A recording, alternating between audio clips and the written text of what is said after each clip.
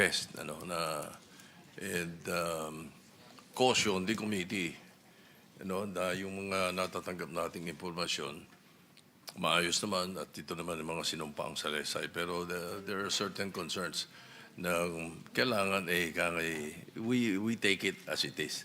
Like for example, pagbanggit ng staff ni ganon, hindi siya, yung staff niya. Di ba? For example, yung kay Senator Grace po, staff ni Grace po yung kausap, hindi si Grace po. Okay, and then also, doon sa percentage supposed to be for Senator Mark, sabi presumably for. Hindi rin sinabi sa affidavit na sa kanya, di ba? Okay. Anyway, just the manifestation for the consumption of the committee pag ina-analyze natin itong mga nakukuha natin mga affidavits at sa mga sworn statements. Now, my real question actually was directed to the former hearing we had during the time that Senator Marcoleta was the chairman of the Committee on Blue Ribbon. Naalala ko lang kasi na hiningi natin yung ledger from Mr. and Mrs. Diskaya, the ledger na hawak nila. As a matter of fact, there is a subpoena, duces tecum issued. So, did you submit it already or can we have it? Your Honor, nakakulong po ako sa detention. Katunayan nga po sa ICI po nung nakaraan ay humingi po kami ng for law yata ang tawag doon na mahanap ko po sana yung mga ledger na yon. So hindi rin po sila gumawa ng sulat sa Senate po yung ICI. Bali hindi ko po na-comply po, Your Honor. Si Mrs. Diskaya, di naman siya naka-confine dito sa atin. Wala po siyang Your Honor, wala po siyang idea dun sa mga, po. Kasi ako po ang may ka-transaction po dun sa ibang politician po. Hindi pa pwedeng sabihin kay Ms. Diskaya kung saan nakalagay. So, pwedeng natin pakuha ngayon para andito pa naman tayo. Meron subpoena duces tecum dyan. Your Honor, wala po siyang idea po dun sa ganung klase ng transaction ko po. Mr. Chairman, with the permission of the Senate President and the Chairman. Yes, go ahead, please. Walang kinalaman yung kung alam niya yung transaksyon o hindi. Kung alam mo nasaan yung ledger, sasabihin mo sa kanya, andito yung ledger, pakikuha at ibigay sa akin. Hindi ba? For the record, Mr. President. Your Honor, kasi nag-transfer po kami sa office po namin. So, hindi po nila, kahit ako din po, Your Honor, hindi ko rin po matansya kung saang bandang particular ng mga lalagyan po namin na ilagay sa dami po ng aming mga documentation. Yeah, para lang ma-refresh yung memo, with the permission of the Senate President, Senator Pangilinan. Joint affidavit yung sinabit nyo noong chairman si Senator Marcoleta, no? Na sinasabi nyo, kayong dalawa nagsasabi, ito ay binibigay namin sa kanila ng cash. Ang bawat transaction ay may karampatang voucher at ledger na nagsasaad ng mga araw kung kailan nila natatanggap. In fairness to the congressmen and in fairness to the committee, kailangan namin yung ledger because mananatili itong say-so o he says, she says itong inyong salaysay. So kaya nga binigyan namin pinadala namin ng subpoena duces tecum si Mrs. Sara Diskaya para dalhin niya yung ledger. At inamin nyo na mayroong ledger. It's a matter of record. Public record ito eh. Ngayon sasabihin mo hindi makita yung ledger. Pagka ganyan, baka may mag-move dito, makontempt si Mrs. Diskaya. Magkakasama kayo sa detention center, sa detention cell. Kasi maliwanag, hindi naman ikaw lang nagsabi na may ledger eh. Dalawa kayo. Kasi nga sinumpa ang salaysay ito eh. Your Honor, ang binasa lang po ng miss ko doon sa affidavit po ng una, ay hanggang paragraph 15 lang po. Hanggang doon lang po siya nagbasa kasi doon lang po yung... We will excuse you. Sasamahan ka ng Sergeant at Arms para kunin yung ledger and we will wait for you. Mr. Chair, if I may add. Yes, Senator Pangilinan. Yes, yun ang ginawa natin kay Mr. Hernandez. Ipinakita niya na gusto niyang puntahan yung kanyang opisina o kung saan man yung bahay para kunin yung mga dokumento. At si Mr. Diskaya should be able to do the same. Yeah. Pareho na kayong dalawa, mag-asawa. Pa-escorta namin kayo sa USAA para magtulong kayo hanapin yung ledger. Kasi kayo rin, sa inyo rin ang galing na mayroong ledger.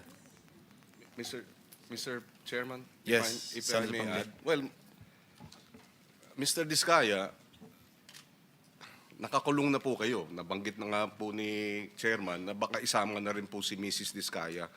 Dahil mukhang nagbibigay ka ng kung ano-anong palusot para hindi mailabas yung ledger. Yun ang dating sa amin sa komite. So sana, kung ayaw ninyong makulong pati si Mrs. Diskaya, yun na ang paraan. Sumunod na lang at ibalik dito yung ledger, kung maaari. Mr. Chair, with the permission of the Senate President. Yes. Yes, I just wanted to find out what happened to the ledger. So I give up on my time, Mr. Chairman. Mr. Chair, I share the concern of the Senate President na ni-reiterate ni Senator Pangilinan, ni-reiterate din ng Chairman. At ngayon, kaya nila sinabi na i-excuse kayo, Ms. Diskaya, para kunin yung ledger na yan. I just wish to reiterate, Mr. Chair, na sa pagkuha at pagsumite nila ng ledger sa ating komite, kasama po explicitly yung listahan ng mga proyekto nila mula 2016 hanggang 2022 na hiningi po ko po nung nakaraang hearing. Top contractor po, Mr. Chair, mga kasama ang St. Gerard Corporation or Construction sa dating administrasyon. Pero ang sinumite nila, yung mga proyekto lamang kasama ang DPWH para sa Alpha and Omega lamang. Hindi rin po sinumite yung mga proyekto na sakop ng mga joint venture agreements, yung mga JVAs, kasama yung iba pang mga contractors. And that kind of sanitized list, Mr. Chair, would give us nothing. Lalong papatunayan lamang ng mag-asawang Diskaya na hindi sila nakikiisa sa Blue Ribbon Committee na mapanagot at maparusahan yung mga dapat managot at maparusahan. So I request the chair to include explicitly in his ruling regarding Ms. Diskaya a reiteration of this request for them to submit yung pong listahan ng mga proyekto nila kasama ang DPWH, kasama po yung mga joint venture agreements ng lahat na mga kumpanya nila, St. Gerard, Alpha and Omega at iba pa mula sa mga taong 2016 hanggang 2022. I so respectfully request, Mr. Chair. Senator Tulfo. Mr. Chair, tama po yung desisyon siguro. Ang gawin ho natin, pasamahan po itong mag-asawa ng USAA, ng ating Senate Security. Samahan po sa opisina. Hindi po ako naniniwala, Ginang Diskaya, na ito po itatabi nyo lang basta-basta because this is a very important piece of document. Noong una po kayo nandito, sinabi po ninyo, may listahan kayo. Kaya nga po, meron po tayong listahan ng mga mababatas na inimbitahan po natin because nabanggit po ninyo. Kung wala naman ho tayong ipakita, paano naman bumukha ho na naniwala lang ho kami. We need documentation po na nakalista talaga, na tumanggap itong mga taong ito, nakatransact po ninyo. So yun po. And I believe and I hope ito po hindi basta-bastang papeles. Ito po ay dokumento. Nabanggit na ho ninyo. Alam nyo, important document po yung ledger na yun. Kaya hindi nyo po pwedeng, hindi mo alam, naglipat kayo ilang beses. Siguro sa tingin ko, baka tinatago talaga ninyo. Kaya the only way para maniwala kami, samahan po kayo ng aming Senate Security, i-retrieve po ninyo, pwede nyo sabihin yung sekretary nyo, makukulong na si Mrs. Diskaya, ilabas nyo na. Parang awa nyo na, Mrs. Diskaya, sabihin mo sa sekretarya mo, Iha, makukulong na ako, wala na magbabantay sa mga anak namin. Can you do that? Your Honor, upon my advice of my lawyer po, okay po, wala pong problema. Pero po, baka hindi po lahat siguro dahil syempre, Whatever is isa-isahin available, po, okay kung lang. ano po ang available na pwede ko pong makuha kaagad. Okay. Mr. So- Chairman, sorry. Pero yung ledger, dapat lahat. Baka mamaya yung ledger, tatanggalan mo ng 3-4 na pahina kasi hindi lahat. Hindi ba, Mr. Chairman? Just, thank you, Mr. Chairman. Senator Ejercito. Mr. Chair, pwede rin naman siguro kung natatakot sila sa security ng anak nila, pwede mo tayo mag-executive session only for that purpose. Or, ang balita rin namin kasi, Mr. Chair, yung mga pinangalanan ni Mr. Diskaya, yung mga hindi daw nagsauli. So, may text messages daw kayo baka kahit yung mga text messages, pwede nyo na pakita sa ngayon sa ating chair o sa member ng committee. Mr. Chair, medyo naguguluhan ako. Order muna, sandali. Okay. Pumayag na yung abogado mo na sasamahan kayo ng security ng Senate, di ba? At babalik kayo para dalhin yung dokumento, ledger. Nagpapatunay o nagsusuporta doon sa inyong sinumpang salaysay na may mga kongresista na nakatanggap sa inyo. Yun ang maliwanag, hindi ba, Mr. Diskaya? Your Honor, hindi lang po congressman, pati po mga Yes. ano po, Yes, maski sino, lahat. mga USEC. Lahat. But before we let you go, sinabi nyo rin sa inyong sinupang salaysay na wala kayong ghost projects, hindi ba? Yes po, Your Honor. Okay. Doon sa 421 na inspeksyon ng PNP saka ng AFP, I think Corps of Engineers ito, no, na kasama ng DPWH. Dalawa, di ba sa inyo yung St. Gerard? Yes, Your Honor. Okay. 382.67 million total cost of ghost projects. 4, 2 Southern Leyte, First, saka Region 1, saka Region 4B. Sumunod, meron pa kayong 367.15 total cost of ghost projects.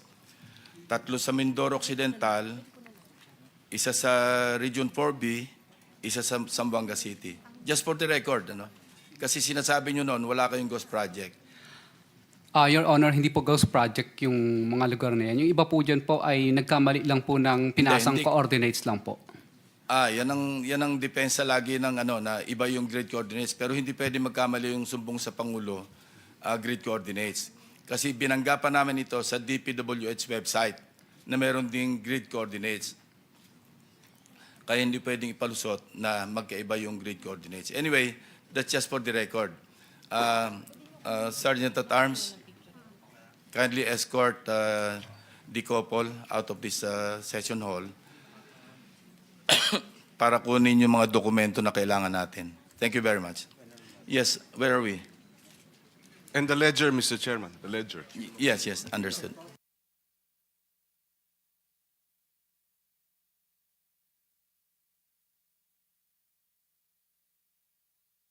Mr. Chairman, just one procedural administrative matter. When are they supposed to come back? Wala kasing specific time. Within the day. Thank you, Mr. Chairman. Baka hindi na bumulik eh. Biro lang. Where are we? Senate President? Senator Rizon Tiveros, it's your turn. Salamat, Mr. Chair.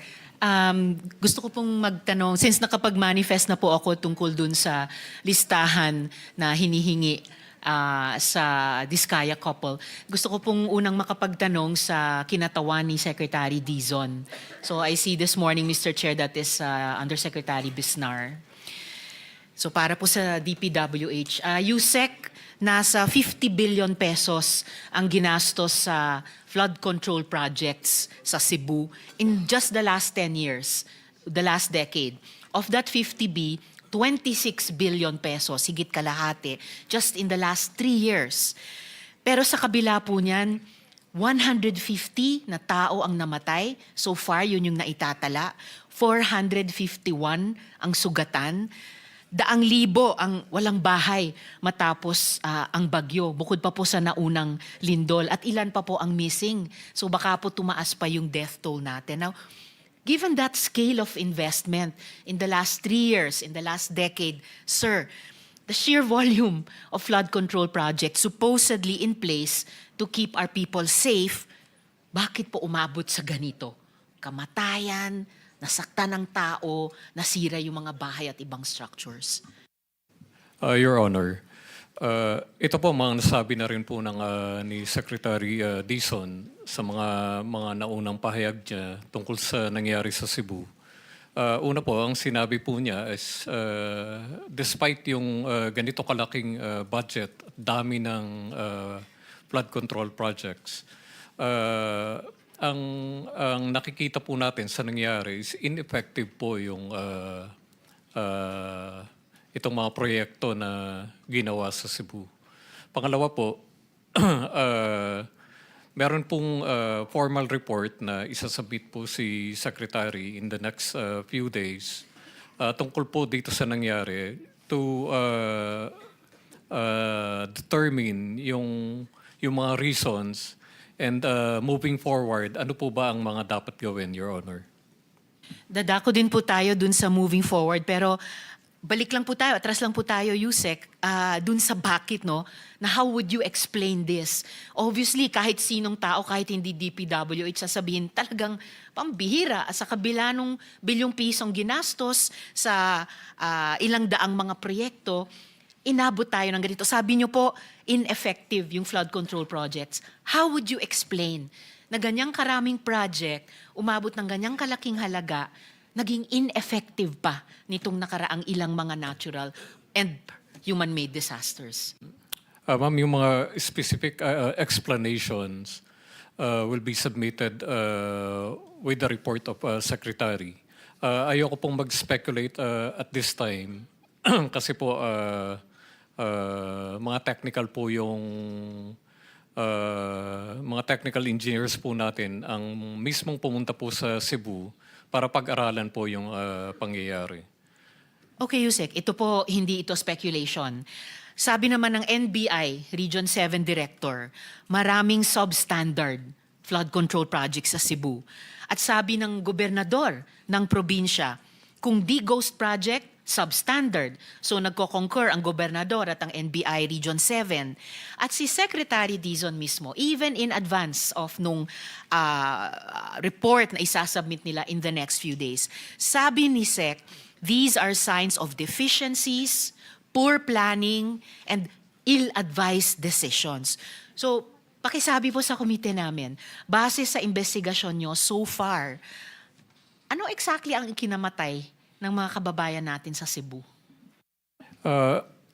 Your Honor, if I may, nandito po yung Regional Director po ng DPWH Region 7. Siya po ang nasa ground at that time. Pwede po bang ipatawag po natin, Your Honor? Actually, Yusek, I also have some Yes. specific questions para po sa DPWH Region 7. Pero just to get, Yes. just to pick your brain, pick your heart about this. So, ang ikinabatay ba ng mga kababayan natin sa Cebu ay negligence? Incompetence ba? Outright corruption din ba?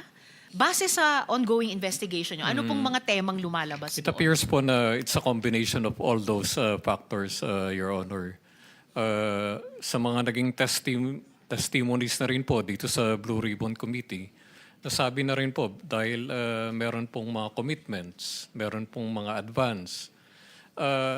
Doon pa lang po, makikita po natin na wala pong proyekto na talagang napondohan ng tama dahil po lahat po nabawasan na, Your Honor. Well, salamat sa forthrightness nyo,